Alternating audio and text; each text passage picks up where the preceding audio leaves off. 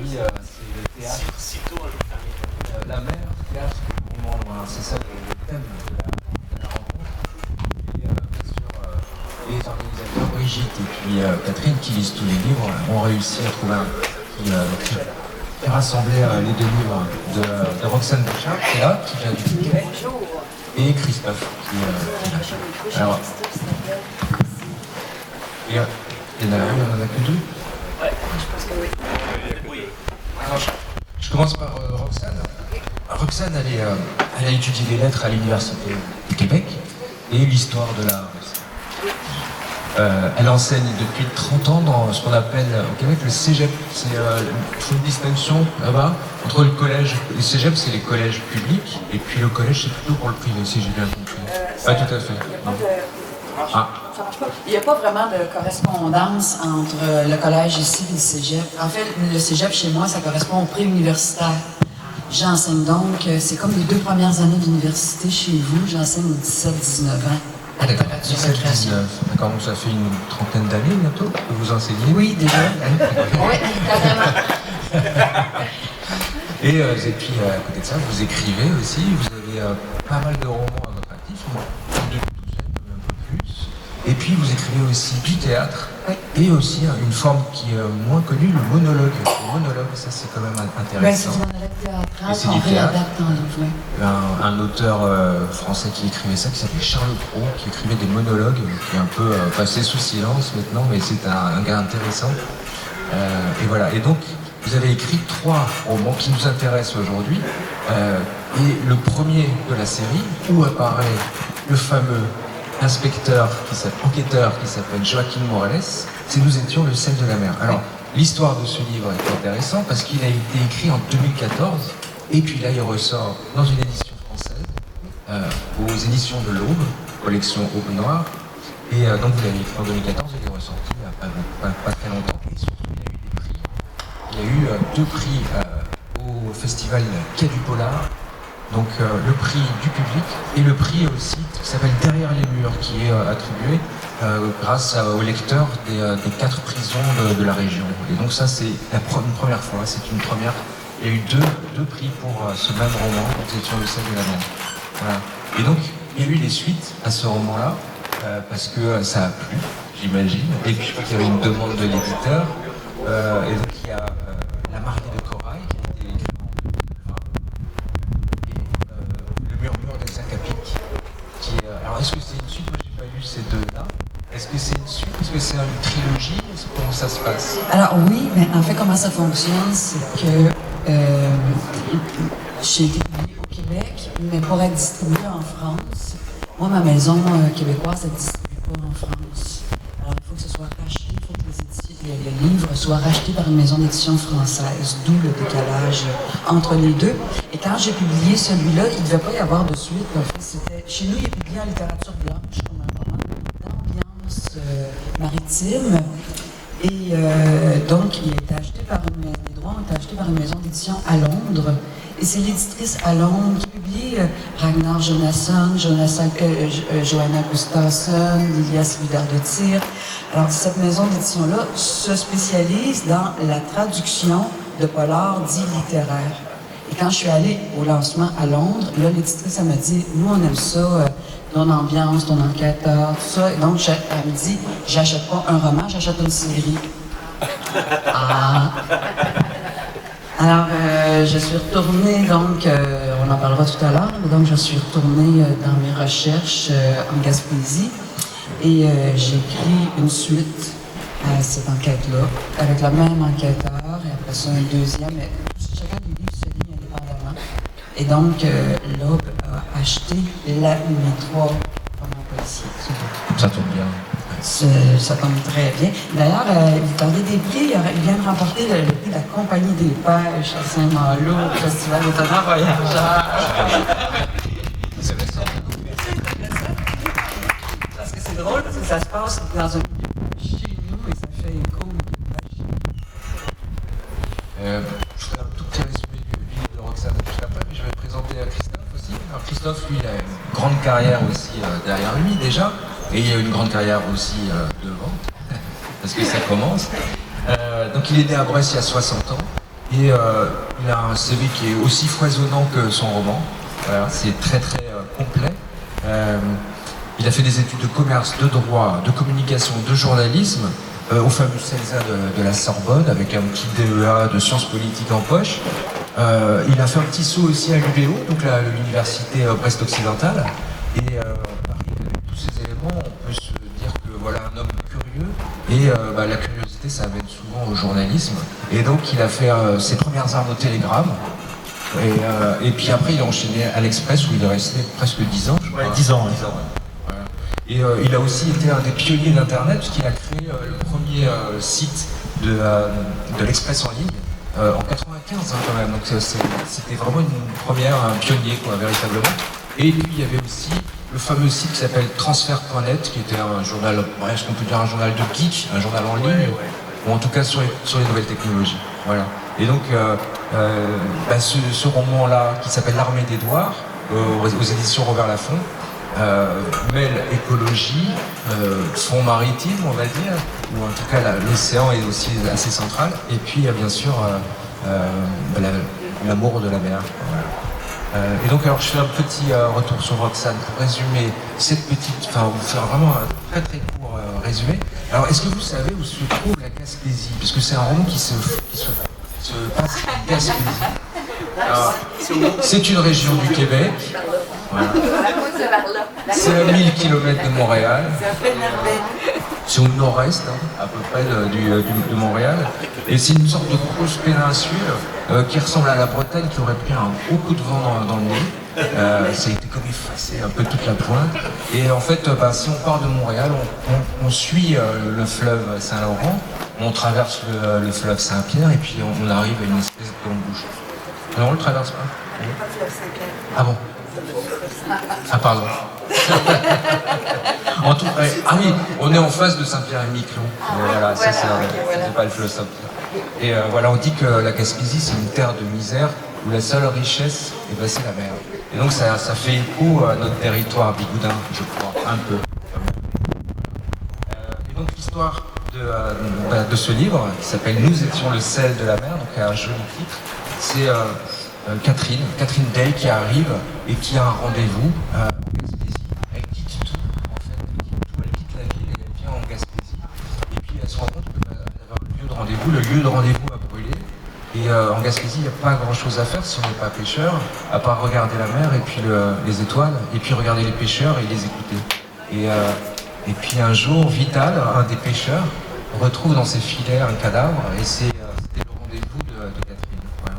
Et donc, cette mort un petit peu bizarre, il y a un enquêteur qui va bien, et c'est Joaquin Morales qui arrive. Et donc, moi j'ai entendu que vous travaillez beaucoup en écoutant les gens, en écoutant les histoires des gens, et je voulais savoir la part de réalité qu'il y a dans les personnages qui sont assez proches de ceux que vous avez rencontrés en Gaspésie.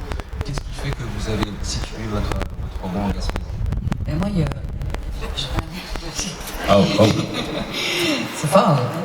Alors, il y a plusieurs années, j'ai été plusieurs années avec un musicien. Moi, j'étais en couple avec un type qui faisait partie d'un groupe de musique traditionnelle, La Bottine Souriante, qui était un groupe qui roulait beaucoup dans les gros festivals d'été. Et à un moment, on s'est séparés, lui et moi, entre Noël et le jour de l'an. Et je me suis dit, ça va être quoi mon prochain projet pour l'été, puisque je partirais pas en campagne musicale avec le groupe. Et j'ai décidé d'accomplir un de mes rêves qui était de faire de la voile. Alors, j'ai acheté une classe de voile sur le fleuve Saint-Laurent, à hauteur de Rimouski. Le fleuve Saint-Laurent, chez nous, c'est une mer, là, le fleuve Saint-Laurent. À hauteur de Matane, il y a 70 km de large quand même. Alors, c'est une mer avec des marées. Et le courant même change de bord 4 fois par jour au rythme des marées. Il y a d'immenses marnages. Alors, c'est difficile de naviguer le fleuve. Donc, j'ai suivi un cours au mois de juin. Le fleuve Saint-Laurent est à 4 degrés Celsius à longueur d'année. C'est votre lait dans votre frigo. Et il est battu par le Nordais qui amène régulièrement de la pluie. Donc, début juin, vous ne faites pas de voile sur le Saint-Laurent. Et ça a été ma première expérience. 10 jours de mauvais temps sur le fleuve Saint-Laurent. Et j'ai adoré ça. Après ça, je me disais, l'été s'en vient, que je vais faire le reste de mon été. Je vais poursuivre ma route autour de la Gaspésie, qui est une pointe immense. Entre Montréal et Percé, c'est 12 heures de route. Là, on parle quand même. C'est la pointe des Appalaches. C'est pour ça que c'est une terre difficile, parce qu'il y a une chaîne de montagne au milieu. Et la chaîne de montagne, ça va dans la mer. Alors, il y a des moments où la route, t'es entre la falaise et la mer, l'océan. Alors, c'est assez aride comme temps. Et donc, j'ai fait comme ça le tour de la Gaspésie et je me suis arrêtée sur les quais en disant, est-ce que vous cherchez un équipage? Je vais faire un petit cours de voile, puis je serai prête à continuer d'apprendre. Et pendant 6 ans de temps, pendant toutes mes vacances estivales et aussi mes vacances hivernales dans les Caraïbes, j'ai été équipage de voile sur différents bateaux. J'ai évidemment suivi d'autres cours, là, éventuellement. Et sur les quais, entre 2 équipages, bien évidemment, je prenais des notes au fur et à mesure que je naviguais. Mais sur les quais, qu'est-ce qu'on fait? Bien, on rencontre les pêcheurs parce que nos quais sont pas très grands. Alors, les bateaux de voile et les bateaux de pêche se côtoient. Et j'ai commencé à ramasser comme ça des histoires de pêche. Et toutes ces histoires-là constituent la trame de fond de mes romans marins. Alors, toutes les histoires, que ce soit des histoires de feux follets, de bateaux qui ont brûlé, dans le deuxième, il y en a encore plus, des histoires de femmes qui sont devenues des femmes pêcheurs et qui ont des difficultés, entre autres, avec un certain machisme, peut-être, ces maladies, ça existe. Et donc, il y a toutes les histoires en toile de fond sont des histoires réelles qui m'ont été racontées. Et moi, je me suis dit, dans cet univers-là de pêcheurs qui allongent le poisson, qui montent la vague, qui forcent le vent, dans ces histoires qui sont un peu fantasmées aussi, ou un peu mensongères à l'occasion, si un enquêteur de police qui arrivait et essayait de trouver la vérité, comment il ferait? Alors, c'est de là qu'il y a l'histoire. C'est ça, il y a beaucoup de mensonges. Est-ce qu'en Gaspésie, est-ce que c'est un peu comme dans le port de Marseille, où il y a les gens ont un peu le don de l'emphase, ce qui paraîtrait qu'une sardine a bouché le port de Marseille? Est-ce qu'en Gaspésie, cette sorte d'habitude du mensonge, c'est quelque chose, ou en tout cas de l'exagération de la pêche, c'est quelque chose d'important? Plus que ça, moi je pense qu'on veut le mensonge pêcheur. Moi je suis un très bon public. Si vous avez des histoires de pêche plus grandes que nature, moi je veux la pêche miraculeuse. Si j'arrive sur le bout du quai et qu'il y a un crevettier qui arrive, je dis comment a été ta pêche? Je vais 30 000 livres de crevettes. Bon, ça m'ennuie un peu. Par contre, s'il me dit les vents au sud d'Anticosti nous ont pris 55 nœuds, la direction nous a lâchés, on avait 30 000 livres de crevettes comme ça dans les vagues. Moi, là, rajoute du vent, rajoute la vague, mets-moi-en. Je veux qu'on me mente un peu. Puis ce phénomène-là, je l'aime partout, c'est-à-dire que j'aime cette fiction-là autour de la pêche, autour de la nostalgie. Mes personnages sont des personnages nostalgiques qui racontent leurs histoires de jeunesse en les agrandissant, qui racontent leurs amours en les agrandissant. Donc, quand il y a une femme qui est retrouvée morte, une femme qu'on a aimée jadis avec un cœur de pêcheur, ben, tout ça crée une fantasmagorie un peu mensongère, mais que j'aime parce qu'après ça, quand le pêcheur te raconte son histoire, est-ce que tu peux lui dire « tu me mens » ? Pas vraiment, parce qu'au fond, il fait juste raconter avec sa voix de pêcheur qui est émerveillée. Oui, conteur, en fait. Conteur. Sinon, alors, pour Christophe, pour la sardine, c'est vrai en plus. C'est un bateau qui s'appelle la Sartine et qu'ils ont coulé pour empêcher les Anglais d'arriver. Voilà, c'est ça. C'est la Sartine. Alors le livre de Christophe, c'est l'Armée d'Édouard. L'intrigue est assez étonnante. Il y a une vingtaine de personnalités d'ordre mondial, enfin très importantes, qui disparaissent. Notamment le président des États-Unis. Et puis pas seulement, il y a aussi un footballeur bling-bling portugais.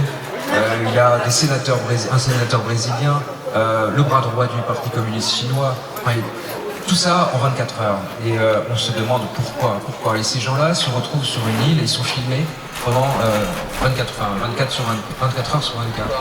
On se demande quelles sont les revendications, bien sûr, de cette armée d'Édouard. Et alors le petit clin d'œil, il y a plein de choses assez rigolotes, parce que vous avez aussi créé une maison d'édition qui s'appelle le Nautilus. Et puis il me semble qu'un des personnages est assez proche de capitaine qui tenait le bateau. Alors je voulais juste vous demander dans un premier temps, quelle était l'influence de Jules Verne pour vous? Est-ce que vous l'avez lu beaucoup quand vous étiez jeune? Ouais, en fait, ou plus vieux? Non, je l'ai lu très jeune parce que, pendant très simple, ma grand-mère était institutrice.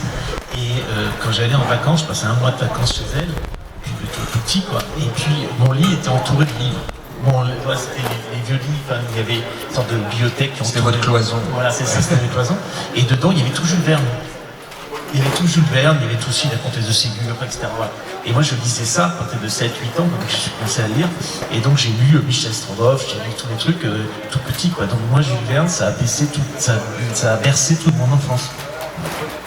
Donc, évidemment, j'allais pas le louper. Et puis, voilà, Nautilus, c'était évident.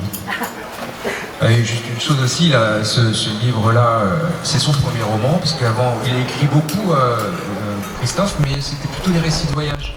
Alors je dis mais non, c'est des récits de voyage, des récits de voile, des récits de la mer. Et donc ça, c'est son premier roman, il a déjà 3 prix, je crois. Le prix du premier roman, le prix Sang d'encre et le prix Cyber, parce que comme c'est un roman où la technologie est très présente, alors je sais plus comment ça s'appelle. C'est l'Agence nationale de sécurité des systèmes d'information. Et ça m'a fait plaisir qu'ils me le donnent, parce qu'ils sont simples, c'est que souvent on me dit c'est pas possible ce que tu as écrit. Et eux ils vous disent mais tout ce que vous écrivez, ça existe. Ça existe. Et ils disaient c'est intéressant que les gens se rendent compte de ça. C'est qu'on peut faire tout ça. Parce que je me souviens d'une bibliothèque pas loin de chez moi qui avait écrit en disant bon même si parfois c'est un peu techniquement pas possible. J'ai dit non, tout est possible. Voilà. Ouais, donc c'est documenté, très actuel. Le président des États-Unis s'appelle Mick Faker. Et, Mick Faker, je trouvais que ça allait bien après Donald Trump. Ah oui, je pense que ouais. Ça, Mickey, Donald. Et puis fake, c'est un peu, hein, on sait ce que c'est les fakes aujourd'hui, donc il y a tout ça.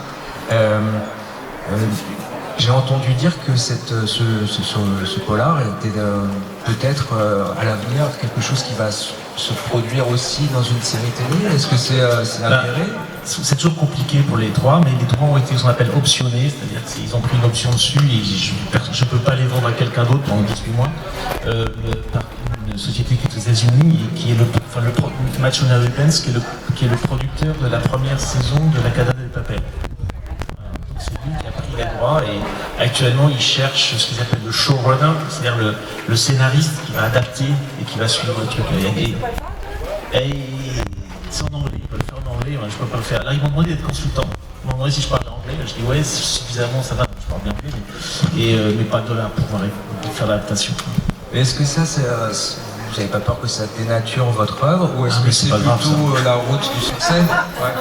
Non mais c'est pas grave, ils vont faire ce qui... Honnêtement, ça me gêne pas. Moi, j'aime bien l'idée quand Jean-Jacques Hano avait adapté le livre de Umberto Eco. Le nom de la rose. Le nom de la rose. Umberto Eco, il avait mis, c'est un palimpseste du nom de la rose. Il y avait une nouvelle lecture. Et moi, je trouve que, bah oui, lui, il va faire autre chose. C'est pas grave. C'est intéressant. Ça m'amuse de voir ce qu'ils vont faire. Et alors, moi, je suis là plus pour... je suis consultant. Ça veut dire que je leur ai dit, en fait, consultant, c'est que vous me payez pour que je me taise. Voilà, pour que je dise que je suis d'accord. Et ça me va parce qu'en fait, je vais apprendre. Je vais regarder comment il fait, comment il travaille, qu'est-ce qui va changer. Et je sais qu'il va y avoir des adaptations parce que c'est normal. Et ça me va très bien. Non, moi, ça m'amuse plus qu'autre chose. Dans le thème des adaptations, Roxane aussi a écrit un roman qui s'appelait 5 balles dans la tête et je crois qu'elle est en train de l'adapter au théâtre. Donc est-ce que ça représente aussi un gros travail de réécriture? En fait, tout ça, c'est de la réécriture. Nous étions en salle de la mer, on était en train de réécrire pour faire une télésérie. Et c'est moi qui fais la scénarisation. Non, ce soir, on n'en parle pas, mais j'en parle parce que c'est long, en fait, ces adaptations-là. On commence à en parler, sauf qu'entre le moment où le contrat est signé et le moment où la télésérie va voir le jour, ça peut prendre 6 ans. Alors là, tu commences à en parler, puis 6 mois après, les gens viennent te voir en disant « Oui, ta télésérie... » Comment dire? Alors, c'est très long, ce processus-là, mais dans les deux cas, moi, je me suis aperçue qu'il faut à peu près jeter le livre pour commencer à écrire. Parce que... C'est-à-dire? Par exemple, dans 5 balles dans la tête, ce sont des récits militaires. Le livre est volumineux, c'est écrit, c'est assez petit, l'écriture est faite 350 pages. Mais pour la scène, c'est à peu près 60 pages, une pièce de théâtre d'1 heure et demie. Alors, vous voyez, il faut à peu près tout jeter. Ensuite, ce sont des récits militaires. Je prends le temps d'établir la personnalité du militaire et on suit son parcours entremêlé avec d'autres parcours. Sauf qu'au théâtre, ça ne le fait pas, là. Alors, je prends 2-3 personnages, je les plante ensemble, je change évidemment le nom, parce que dans le livre, ce sont les vrais noms, les vrais gens.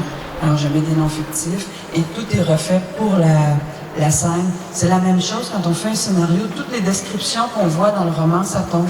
Dans un roman, tu peux faire 2 pages et demie uniquement sur l'émotion d'un personnage, t'approfondis. Et quand tu arrives après au théâtre, l'actrice fait... Et tes 2 pages et demie sont jetées, là. Tout le décor, c'est jeté. Donc, chaque mot doit être très, très efficace. Et au théâtre, pour tenir l'attention du spectateur, il faut qu'il y ait un rebondissement à peu près toutes les 5 minutes. Donc, tu t'enchaînes une histoire, une autre histoire. Quand je fais du monologue, c'est ça. On commence une histoire. Hop, au moment où elle va se terminer, on en part une autre. On en part une autre, on en part une autre. À un moment, on va chercher l'attention du public. Au bout d'à peu près 27 minutes, on va chercher l'attention du public. Quand tu fais du scénario pour la télévision, c'est 47 pages. À la page 13, il y a une annonce publicitaire. Et donc, c'est toute une autre écriture. Ça va. Et moi, mon détective, il est très contemplatif, il regarde les autres, il réfléchit. Mais à la télévision, c'est un personnage ennuyant. Ça ne nous dit rien. Alors, il faut trouver comment transformer ce personnage-là pour qu'il dise quelque chose. Alors, c'est complètement une autre écriture. C'est passionnant, c'est des aventures littéraires, des exercices. Alors, si on revient au thème de la rencontre, vous abordez de nombreux rivages. Alors, comme vous avez été journaliste international, est-ce que vous avez pas mal voyagé, est-ce que vous auriez pu écrire ce roman si vous n'aviez pas eu autant d'enquêtes à faire en tant que journaliste? Aujourd'hui, oui, je pense, en fait, bizarrement. C'est vrai que là, je l'ai fait tourner dans des endroits où je suis allé, parfois plusieurs fois même. Je ne vais pas citer les endroits, parce que comme ça laisse du suspense, mais il y a en Asie, ou en Amérique du Sud, ou aux États-Unis, et c'est des endroits que je connais bien. Mais aujourd'hui, j'ai découvert qu'il y a un endroit où je ne suis pas allé dans le livre, et j'ai découvert un truc extraordinaire pour ça, ça paraît très con, ce que je veux dire, ça s'appelle Google Maps. Et on voyage. Ah, mais on voyage et on va voir, et je décris par exemple des endroits, je vais dire qu'il y a un tel bar, ils vont à tel bar, qu'il y a tel endroit. C'est vrai, hein, le bar il est là, vous pouvez les vérifier, ce que je suis allé voir. Je suis allé voir à l'adresse, et ça c'est un truc assez génial quand on écrit, c'est qu'on peut aller dans des endroits. Alors c'est vrai ce qu'on va pas rendre, c'est l'atmosphère. Parce que là, c'est compliqué, il faut aller voir, il faut les sentir. C'est ça que l'expérience joue. Mais si c'est juste pour une description d'un endroit, aujourd'hui, on va se promener avec l'ordinateur. Donc c'est assez magique pour ça. Alors, tous les deux, pardon. C'est extraordinaire parce qu'on fait exactement la démarche inverse. C'est-à-dire que moi, je déplace les églises, j'invente un bar. Il y a un type chez nous qui s'appelle Renaud Boissonneau et que j'aime bien, qui a des tournures de langage particulières. C'est un type hilarant. Et c'est un journalier. Et là, j'ai donné un restaurant, je le mets dans le restaurant, donc il n'y a jamais été restaurateur. Même il m'appelle et il me dit, savez-vous quoi, pour la première fois de ma vie, j'ai un restaurant. Alors moi, tout est rien. C'est drôle parce qu'on fait complètement la démarche inverse. Excuse-moi. Non, je voulais juste dire parce que moi, ce que je veux, c'est que les gens croient en l'histoire complètement. Et donc, je veux quelqu'un qui soit allé et dire, ah ouais, c'est vrai, son histoire est sûrement vraie, puisqu'il y a le restaurant là-bas. Oui, c'est ça. C'est les frontières entre le réel et la fiction. Mais je pense complètement. Mais je veux pas que ça se sache. Alors, moi, je voulais vous demander aussi comment le fait que l'océan soit au cœur de vos intrigues, soit quand même comme presque un personnage à part entière. Comment on imagine un roman ou un polar, un roman noir, avec un personnage liquide comme ça? Comment ça vous est venu Ça, c'est le coup de vache.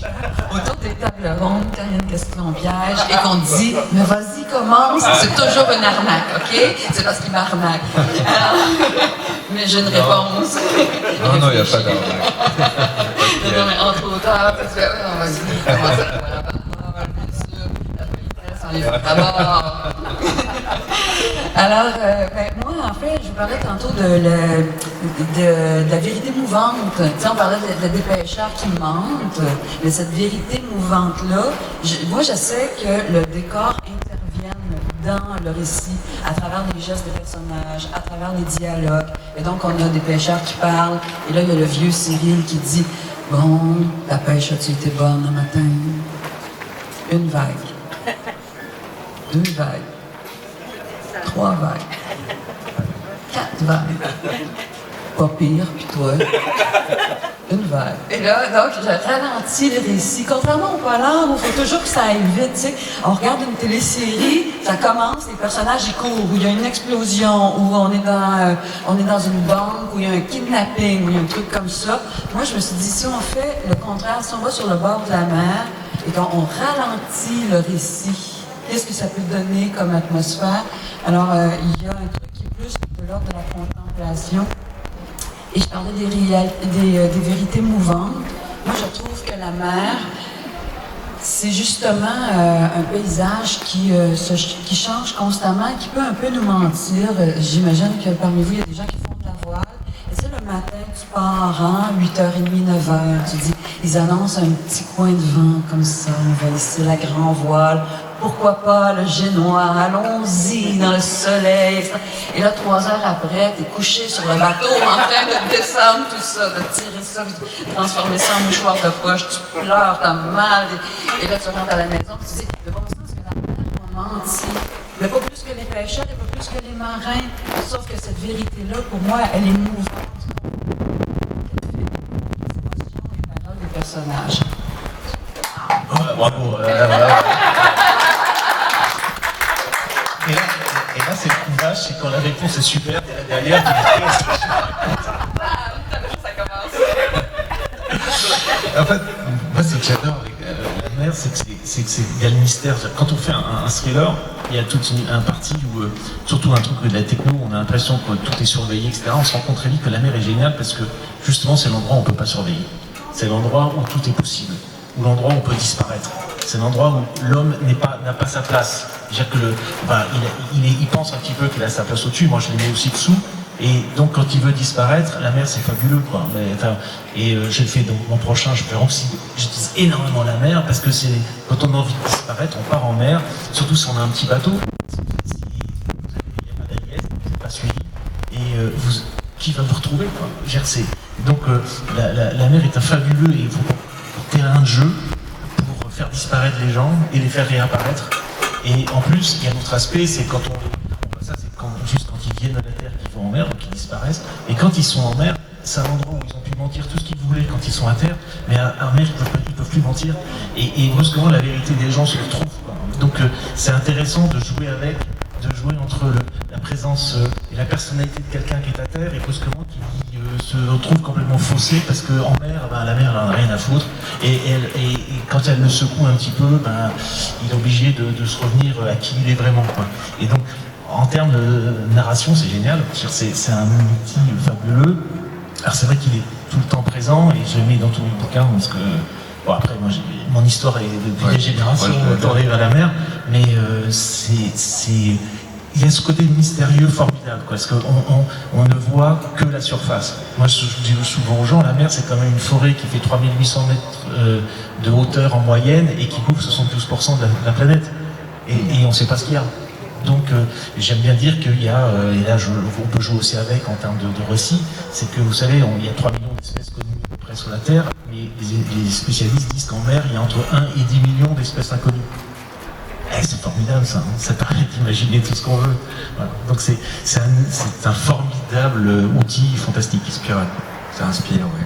Et justement, est-ce que quand vous faites de la voile tous les deux, est-ce que pour vous c'est une évasion, un loisir, mais sans que la peur ou la mort soit présente?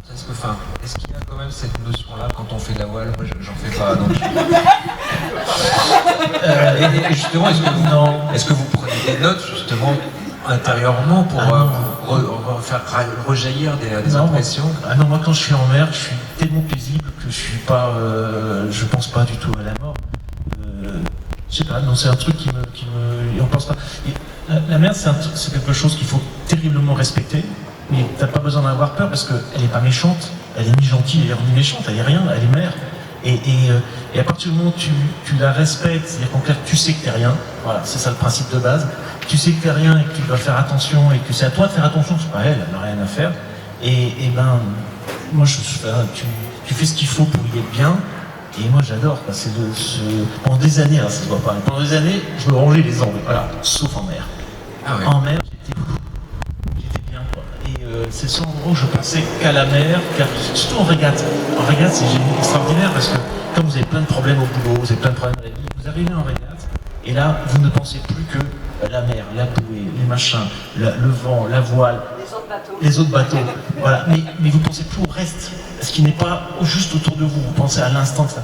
Et c'est un moment de paix complet. Moi, j'adore être en mer, que ce soit n'importe quoi, enfin sur l'eau, en cargo, en voilier, en planche, en surf, n'importe quoi, sous l'eau, en plongée. Et c'est un endroit où je suis bien. Et non, la mer, la mort, j'ai jamais. Ça me pleure même pas. Et c'est juste du plaisir. Et Roxane? Non, moi non plus, la mort, ça m'a pas effleuré. Par contre, je fais plus de voile depuis plusieurs années parce que j'étais équipage. Et quand tu es équipage à bord d'autres bateaux, j'en ai fait une quarantaine là, en 6 ou 7 ans. Et tu es toujours, je dirais, à la merci de ton skipper parce que tu es toujours, tu sais, non, ok, j'aimerais ça que tu attaches ta défense de telle façon, que tu places, mais c'est correct. Sauf que tu es toujours à la merci de l'autre, de ses tics. Puis à un moment, je me suis lancée de ça. Mais je suis d'accord avec le fait que la mer fait sortir la vérité. Parce que quand tu pars en mer, comme je suis allée avec plusieurs équipages différents, plusieurs skippers différents sur des régates, tout ça, ceux qui se vantent le plus à terre ne sont pas nécessairement les meilleurs en mer. Et parfois, tu te ramasses avec des drôles de skippers. Et des gens qui ont dit « Ah, ben moi, j'ai gagné telle régate, j'ai fait tel truc. » Et là, il y a besoin de quelqu'un pour l'aider à convoyer son bateau pour aller ailleurs. Et là, tu embarques avec et tu fais catastrophe, qu'est-ce que je fais sur ce bateau-là? Et je trouve que la mer nous force à être nous-mêmes. Et dans mon récit, j'ai comme ça une femme qui arrive de Montréal. Mais pas juste la mer, aussi des pêcheurs. Les pêcheurs, eux autres, ils connaissent la mer. Ils n'ont pas besoin de le dire, ils n'ont pas besoin de s'en vanter. On le sait, et ça se voit, ils n'ont pas besoin de parler. Ils sont assez taiseux au départ, mais après ça, ils arrivent facilement au dialogue. Donc, j'ai un personnage comme ça de jeune femme qui arrive. Elle se fait dire, si tu veux, je vais te présenter Cyril demain. Ah, Cyril, tu vas voir, c'est tout un personnage. Tu vas l'aimer, toi qui es une jeune femme célibataire. Alors, le matin même de la fameuse rencontre, la femme se maquille, met une petite robe, des souliers à talons et se rend sur le quai des pêcheurs. Et là, quand elle arrive face à face à Cyril, qui a comme 68 ans, qui est très marqué par la vie, qui a eu des accidents, qui est plein de... et qui est pas très beau, les dents toutes écartées, le cheveu rare, elle tombe tout à coup extrêmement gênée et s'enfuit. Et là, après ça, ils vont devenir amis, mais elle va retirer son maquillage, elle va s'habiller comme plus, puis elle va dire, mais à quoi j'ai pensé d'aller face à cet homme-là? Mais c'est face à la mer, en étant toute maquillée, alors qu'au fond, j'avais juste à être moi-même, beaucoup plus simple, beaucoup plus humble. Et c'est comme ça qu'elle-même va trouver sa vérité, en fait, son chemin. Alors, j'ai pas lu Whisky et Paraboles, un de vos premiers livres, mais je sais juste que l'intrigue, c'est une jeune femme vivre au fond des bois. Et là aussi, cette jeune femme, Catherine, elle s'en va, elle quitte tout, elle va en Gaspésie, dans cette péninsule qui peut être un peu inhospitalière. Est-ce qu'en fait, être au contact soit de la solitude et de l'horizon, c'est vraiment comme ça qu'on se retrouve? Ben, dans mes romans, oui. J'avais jamais fait le parallèle entre les deux, peut-être parce qu'il y a plusieurs années d'écart. Mais oui, dans mes romans, il y a ça, il y a cette idée-là de... Il y a cette idée-là de trouver une forme d'humanité en étant face à soi-même et à ses limites. Oui, c'est ça. Et c'est pour ça que je trouve que la mer fait ça. C'est qu'à un moment, tu sais, tantôt tu disais, quand on est en régate, on pense juste à la voile, on pense juste... Mais si le temps lève et le temps tout à coup devient un peu mauvais, c'est juste en réflexe. Et il faut absolument que tu es face à ta propre vérité, ta propre honnêteté. Est-ce que je suis capable? Est-ce que je suis capable de le faire avec courage et aller au bout de moi-même pour arriver au bout de cette route-là? Des fois, t'as faim, t'es fatigué, t'as juste envie d'être à terre, mais t'as encore de la voile à faire pour terminer ta journée. Et ça, je trouve que ce sont des expériences qui nous permettent de rencontrer notre faiblesse, mais aussi notre courage. Et ça, j'aime ce genre d'affaires-là, de traverser son horizon à soi. Je fais pas exprès, c'est grâce à toi, ça, Alain. Tu sais, des bonnes questions pour des bons invités. J'avais une question, puisque le roman noir de Christophe s'étend sur pas beaucoup de jours, mais sur beaucoup de 2 semaines. 2 semaines. Ça traite quand même de quelques problèmes mondiaux, notamment d'écologie. Et je voulais savoir si vous aviez une réaction par rapport à ce qui s'est passé à la salle Pleyel récemment à Paris, parce qu'il y avait une réunion comment ça s'appelle, d'actionnaires devant M. Pouyanné de Total. Est-ce que pour vous, il faut faire des coups d'éclat pour que les choses bougent? Est-ce que l'État ou les États ne sont pas suffisants pour préserver la planète? Parce que ça parle un peu de ça. Hein, la réponse est dans la question. Hein. Non, ils sont absolument pas suffisants, puisque les États sont motivés par du court terme et pas par du long terme. Non, ils sont pas du tout suffisants, et en plus ils sont motivés par des considérations économiques de court terme permanentes. Et donc il faut... En fait, je crois beaucoup... Il y a un petit bouquin d'un Irlandais, c'est Mark Boyle, qui a écrit un livre qui s'appelle « Boire des cocktails Molotov avec Gandhi ». Et c'est un bouquin assez génial, assez violent parfois, mais qui dit, grosso modo, c'est que si on veut que les mouvements raisonnables, entre guillemets, qui demandent des modifications qui sont soient écoutés, il faut des mouvements extrêmes. Parce que s'il n'y a pas de mouvement extrême, jamais les raisonnables ne seront écoutés. Voilà. Donc il dit, on parle toujours de Gandhi, mais Gandhi, même dans l'indépendance de l'Inde, il y avait des mouvements violents, et c'est parce qu'il y avait des mouvements violents que les Anglais ont négocié avec Gandhi. Voilà. Et inversement, pareil chez Mandela, pareil ça. Et Mandela disait la non-violence n'est pas une philosophie, c'est une tactique. Parce qu'il s'est rendu compte que c'est ça qui marchait. Voilà. Et donc parfois, effectivement, il faut des choses extrêmes pour que les modérés soient pris en considération. Voilà. Donc ça, c'est ma réponse à ce qui peut se faire sur Total. Il ne faut pas se leurrer, c'est pas parce qu'on va emmerder Total un Pleyel que ça va emmerder Total. Ils n'en ont rien à faire. Donc, donc ils continuent à les embêter, c'est toujours ça au moins le fait. Mais en sachant que Total... Ça influe un peu sur l'opinion publique, peut-être. Oui, mais c'est parfait. Non, il faut qu'on leur signale. Non, ça permet, par exemple, de faire que il y a des fonds d'investissement qui décident de ne plus investir là-dedans. Voilà. Et ça, c'est beaucoup plus embêtant pour les grands intérêts économiques, de savoir que les grands fonds d'investissement ne veulent plus investir chez eux parce qu'ils ont un impact négatif, que ce qu'on peut faire, mais l'un va avec l'autre. Tout ça, ce sont des petites pierres d'un grand édifice. Quoi. Et comment vous voyez l'avenir des océans dans le... Ouais. Ah oui, ça c'est une question. La politesse est... Les océans, ça permet une extraordinaire capacité de résilience, à condition qu'on n'aille pas trop loin. Quoi. Donc aujourd'hui... Après, l'avenir des océans, c'est pas tellement... En fait, je veux dire, c'est pas la question. La question, c'est nous et les océans. Parce que les océans, 1 million d'années, l'océan sera toujours là. Nous, est-ce qu'on sera là? C'est pas sûr. Donc, c'est pas tellement l'océan. Moi, souvent, on me dit, j'entends les gens qui disent, oui, il faut sauver la planète. J'ai rien à foutre de sauver la planète. Moi, la planète, elle est menacée par le Soleil dans 4 milliards d'années. Mais pas avant. Sauver l'espèce humaine qui vit sur la planète, oui.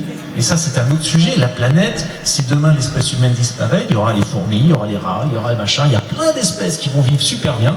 Et la planète ira très bien. Mais c'est nous qui n'irons pas. Donc il faut peut-être remettre des choses qui est que c'est pas la planète qui est à sauver, c'est les conditions de vie sur la planète pour l'espèce humaine. Et là, donc pareil, pour la question, c'est l'océan. Il ira très bien, même si on le pollue aujourd'hui avec du plastique, si on le pollue avec des produits chimiques, etc. Et attention, je vais faire une erreur, je vais dire, on n'en a rien à foutre des pollutions hydrocarbures. C'est tellement pas grave par rapport aux pollutions chimiques, aux pollutions bactériologiques, aux pollutions, etc. C'est rien. Moi, j'ai grandi à côté de Port-Salle. Donc, la Moco Cadiz, je connais.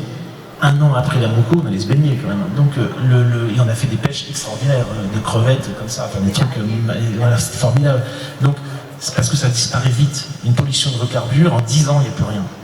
Une pollution chimique, c'est 100 ans, 500 ans. Une pollution nucléaire, c'est 100 000 ans, etc. Et ça ne se voit pas. Voilà. Donc la mer, elle est capable d'encaisser beaucoup de choses. Les poissons ont une capacité de résilience prodigieuse. C'est-à-dire qu'on isole de la pêche pendant un moment, une zone, elle devient extraordinairement foisonnante et tous les espaces autour deviennent des formidables espaces de pêche.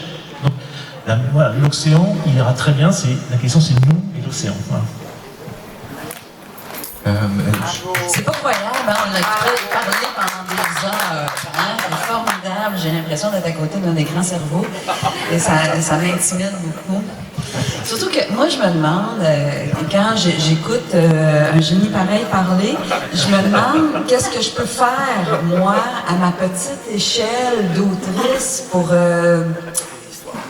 Ben oui, c'est ça. C'est que moi, c'est drôle hein, parce que mes questionnements, ils sont tellement plus minces que les tiens que je suis presque gênée. Parce que moi, je me demande qu'est-ce que je peux faire pour conserver certaines formes de tradition à travers l'écriture, parce qu'il y a des formes de pêche qui se perdent chez nous. Et c'est ça mon souci, c'est de conserver des traditions, une certaine oralité de chez moi. Et c'est drôle parce que, tu vois, chez nous, il y a 90% de ce qui est pêché dans le fleuve Saint-Laurent qui est voué à l'exportation vers l'Asie et 80% de ce qui arrive dans notre assiette de la mer est importé de cochonneries souvent contaminées asiatiques. Et là, je suis invitée à faire partie d'un groupe qui s'appelle Mange ton Saint-Laurent, qui est un groupe de chercheurs qui veulent inverser la tendance. Mais pour inverser la tendance, il faut crevette de Matane, qui est la bonne crevette de chez nous, et de cesser de manger la grosse crevette importée, qui n'est pas très bonne, et un peu dégueulasse, et qui goûte le surgelé. Et pour faire ça, ils m'ont invité parce qu'ils ont dit, la façon de convaincre les gens, c'est pas avec des études, mais c'est avec la culture. On va tenter justement, à travers des récits, à travers des documentaires, des trucs qui sont très simples de faire aimer le fleuve, pour convaincre les gens de manger ici. Mais puis même en termes de pollution, un peu de tout ce qu'on peut imaginer tout, là, il faut évidemment surgeler tout ce stock-là, il faut tout ce que ça inclut aussi de routes, de navires, c'est complètement fou. Hein? Fait que moi, je trouve que ma tâche à moi est vraiment très très mince dans tout cet écosystème, c'est difficile. Non, je pense que ta tâche est primordiale. C'est-à-dire que...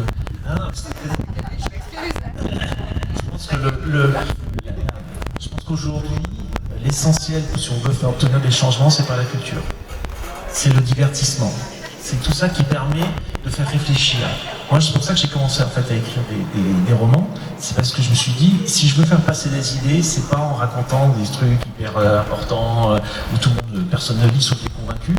En revanche, en racontant des histoires. C'est Cyril Dion qui disait, il faut fabriquer un autre récit. Et si on raconte une histoire, on fait un divertissement, on donne du plaisir aux gens, et par là, on peut les faire réfléchir et doucement changer. Une culture, c'était Gramsciesque, le Gramsci, de dire on va travailler par la culture et on va transformer les gens. Et moi, je crois beaucoup à ça, je crois au cinéma, je crois à l'art, je crois. Et c'est par là que les cultures se transforment et qu'on peut sensibiliser les gens et les transformer. Donc tu vois, ton rôle, il est primordial, Roxane. Étant donné que c'est le cerveau de la gamme qui le dit, je veux tenter d'y croire. Et je manque à tous les deux. Peut-être vous avez des questions pour nos deux auteurs. Alors comment on dit quand c'est au pluriel? Auteur ou auteurice? Ah, c'est compliqué. Non, pas de questions? Ouais. Je lui ai demandé à Roxane, au niveau de... Quand l'Aube a publié, est-ce qu'ils ont fait une sorte de traduction du québécois pour les Français? Ou est-ce qu'ils ont laissé ta langue et quelle a été la décision en fait, vous voyez... La réflexion pour la décision? Oui, regardez, c'est un roman de plus de 300 pages, je pense. Ouais. Et sur 300 pages, on a changé à peu près 15 mots. Donc, tous les dialogues sont en langue québécoise. D'ailleurs, on me dit, on entend le québécois en te lisant. Alors, la narration est en français international, bien sûr, mais les dialogues, on entend les personnages sacrés, on entend tout ça, c'est là. Ce qu'on a changé, comme moi, en fait, c'est à la lecture du document. Mon éditrice à l'Aube a trouvé une quinzaine de mots qui portaient à la confusion. Elle m'a dit, est-ce que tu veux mettre des notes en bas de page? Qu'est-ce que tu veux faire avec ça? Est-ce que tu veux laisser ça comme ça? Moi, c'est pas un traité de la langue québécoise là, que je fais. Les notes en bas de page, ça m'emmerde un peu dans un roman. Et tout travail éditorial, même chez mon éditeur à Montréal, quand on fait une première lecture, il y a des mots sur lesquels on se questionne, puis on change des trucs. Et j'ai choisi, moi, de changer les mots. Je vous donne un exemple pour que ce soit clair, parce que tout le monde pense qu'on a fait une adaptation ô combien sauvage. J'ai pas, c'est pas grand-chose. Par exemple, chez nous au Québec, on va dire, ça me prendrait une bonne défaite pour aller fouiller dans le sac à main de madame. Une défaite chez vous, c'est perdre la partie.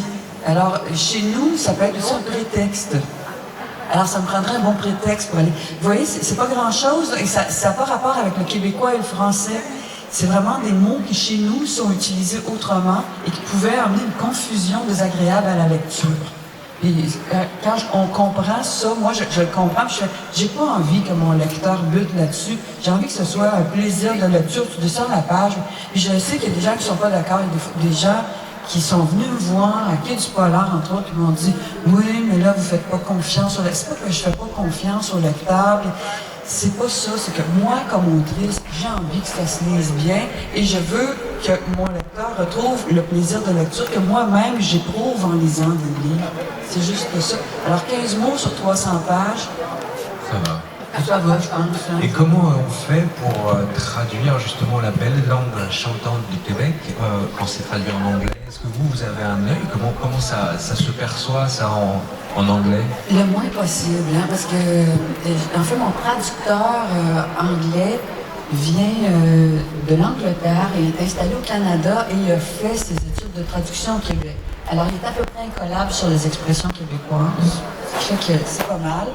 J'essaie de lire cet anglais-là, qui est un anglais très british, et j'y arrive pas. Alors, c'est pas... et changer des temps de verbe, parce qu'il me dit que ça va mieux en anglais, parce que moi, le récit est écrit surtout présent. Lui, il dit, c'est compliqué en anglais, ce type de présent-là, donc il a changé des trucs.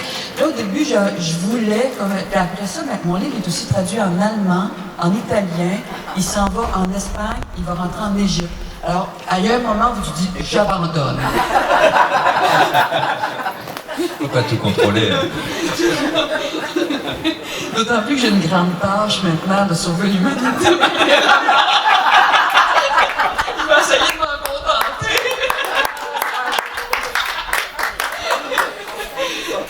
Et Christophe, votre roman va être traduit aussi? Oui, non, mais bon, ça prend du temps. Mais moi, je fais pareil, je fais confiance. Je pars du principe que les maisons d'édition, ils choisissent des gens qui savent le faire. Et puis après, moi, j'ai tellement eu plaisir avec des bons traducteurs de lire des livres, parfois qui vous avez traduit aussi, ouais. Moi, j'ai traduit aussi, très mal. Mais non, parce qu'en fait, j'ai traduit un livre et puis je savais pas qu'on pouvait prendre des libertés. Donc j'ai traduit vraiment ce qu'il a fait. Je disais, oh, il écrit mal quand même. Et l'anglais, plus traduit. Et elle m'a dit, mais non, mais après, on m'a dit, mais tu pouvais tout changer. Ah merde, j'avais su, j'aurais fait.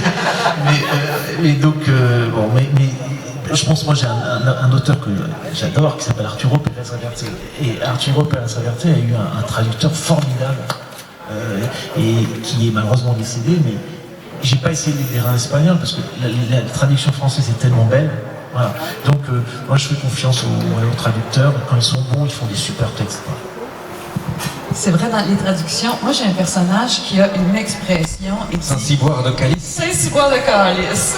Et là, mon traducteur italien, Alberto, m'a dit, on a un Zoom ensemble, on parle, il me pose des questions, bien sûr, et là, il me dit, bon, dans Saint-Cyboire de Calice...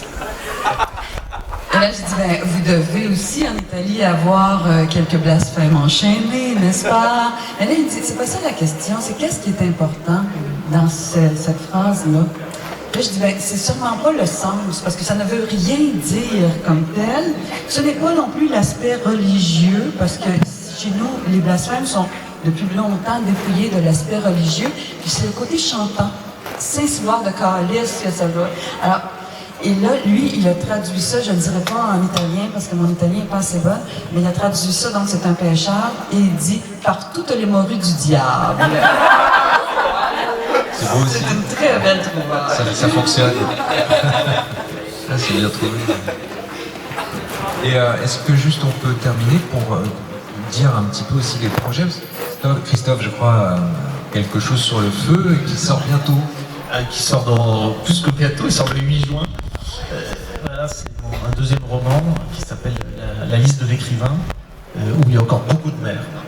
Beaucoup de mers, et voilà. Donc c'est un qui n'a rien à voir avec le premier, puisque il se passe presque un an en fait, tout le monde finit un livre au moment où il sort, hein. Donc moi je savais pas si celui-là allait plaire, donc j'avais attaqué une autre histoire que j'avais racontée à mon fils en bateau. D'ailleurs, les deux histoires, c'est des histoires que j'ai racontées à mon fils en bateau et qui m'ont emmerdé pour que je les écrive. Et donc merci Brieux. Et c'est voilà, il sort le 8 juin. Et bah, on verrait bien. Et c'est marrant parce que l'adaptation, on est déjà en discussion pour une adaptation cinématographique. Aussi. Ouais, avant qu'elle n'ait pas sorti, ça c'est vraiment. Et Roxane, quelle est votre actualité? Mon actualité, au Québec, en fait, je fais une pièce de théâtre, donc si vous passez à Montréal le printemps prochain, venez à la Licorne. Et sinon, moi, il y a eu 2 suites là, à cause de mon éditrice de Londres. À cause. Mais oui, à cause. Alors, je suis retournée en Gaspésie faire de la recherche. Celui-là se passe dans la baie des Chaleurs, qui est au sud de la Gaspésie, qui n'est pas chaude. Hein. Si vous venez dans la baie des Chaleurs, vous n'apportez pas votre maillot de bain. Ce qui est chaleureux, c'est l'accueil des gens. Alors, des Gaspésiens. Donc, après, l'autre livre, moi, je rêvais de visiter les grands crevettiers, les immenses navires crevettiers. Alors, quand mon éditrice m'a donné pour mission d'écrire un deuxième livre, je suis allée sur la toute pointe de la Gaspésie, qui s'appelle Gaspé, qui veut dire, en langue autochtone, quand on traduit, ça veut dire le bout du monde. Et c'est là que sont les gros crevettiers. Et j'ai pris des histoires de pêche qui se passent là et j'ai construit une autre histoire qui s'intitule La mariée de corail, qui va paraître ici fin août, début septembre à l'aube. Et l'autre suite, je me suis dit, quand arrive l'hiver, qu'est-ce qui se passe en Gaspésie? Ben, pas en Gaspésie, mais à partir des îles de la Madeleine, il y a encore des navires qui vont à la chasse aux loups marins. Alors là, le troisième, c'est un thriller. Vous dites un thriller? Je suis dans un thriller. On roule. Alors, c'est un thriller qui se passe en hiver sur un bateau de chasse aux phoques et qui s'intitule Le murmure des acapiques. L'acapique étant l'arme, la massue pour abattre le phoque, qui tue dans un murmure plutôt qu'un coup de feu de carabine. Et lui va paraître dans un an, toujours avant. Très bien. Est-ce que vous avez des questions avant que vous puissiez aller voir Christophe et Roxane à leur table respective pour signer quelques ouvrages? Non? Eh ben, je vous remercie en tout cas de